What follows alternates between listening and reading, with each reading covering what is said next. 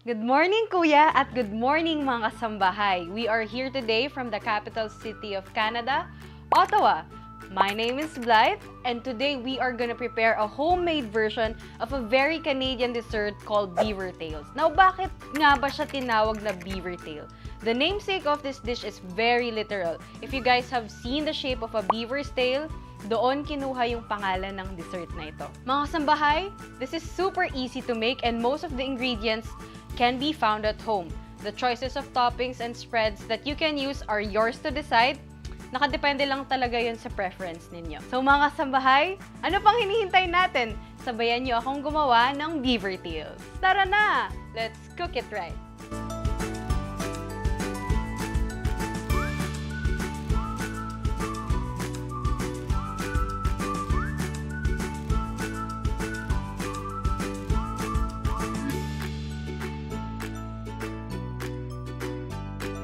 So mga kasambahay, we can start by pouring warm water into our warm milk.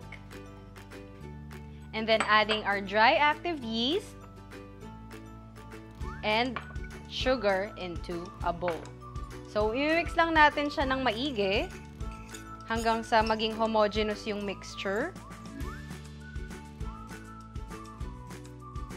And then once na-mix na yung mixture natin, isi-set aside natin siya for 10 minutes. Tapos pag nag-start na yung bubbles, makikita nyo magsa-start ng mag-bubbles, set aside muna natin while we prepare our dough. So mga kasambahay, once our yeast mixture is ready, pwede na natin siyang i-pour sa other ingredients natin. So, lagay na natin. Let's put our egg, ating melted butter, salt, and 1/2 tablespoon of our vanilla extract.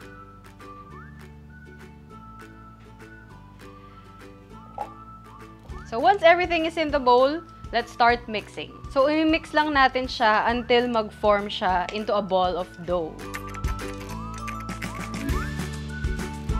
So once na-mix na yung dough natin, pwede na natin siyang i-form into a ball. So i-dust nyo muna yung countertop ninyo ng flour para habang nagni-knead kayo ng dough, hindi siya dumikit. So let's start. Ayan. So i-coat nyo lang siya ng flour. Ayan, habang tinu-turn over ninyo yung dough para lang maging smooth bago natin siya i-set aside for 1 hour. So, after forming and kneading the dough, ita-transfer lang natin siya sa isang grease na bowl at i-cover ng plastic wrap to allow the dough to rise double its size. So, after transferring the dough and covering it with plastic cover, let's set this aside and let it sit for 1 hour at hihintayin nating magdoble yung size ng ating dough. So, as you can see, ganito siya kalaki. And after 1 hour, dapat mag-rise siya ng ganito kalaki. So, after kneading the dough, isa-slice lang natin siya into 8 equal parts at i-form lang natin siya into little balls bago natin i-form sa shape ng beaver tail.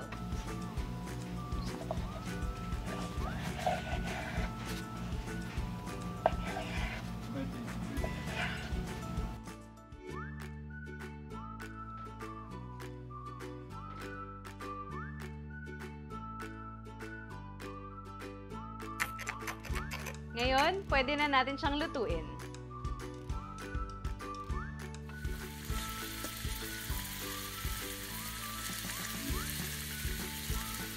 Let's make sure na tama lang yung temperature ng oil natin para hindi masunog yung beaver tail at para hindi naman siya ma-undercook din.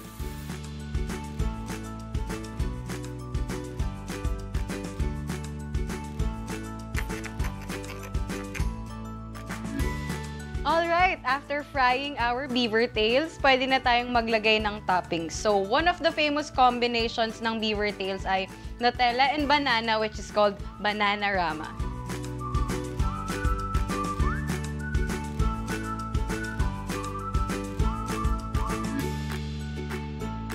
Our next flavor will be cookies and cream.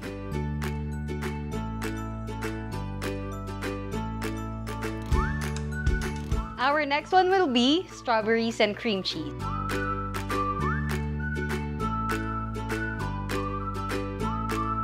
And our last one, the classic beaver tail, which is coated with sugar and cinnamon.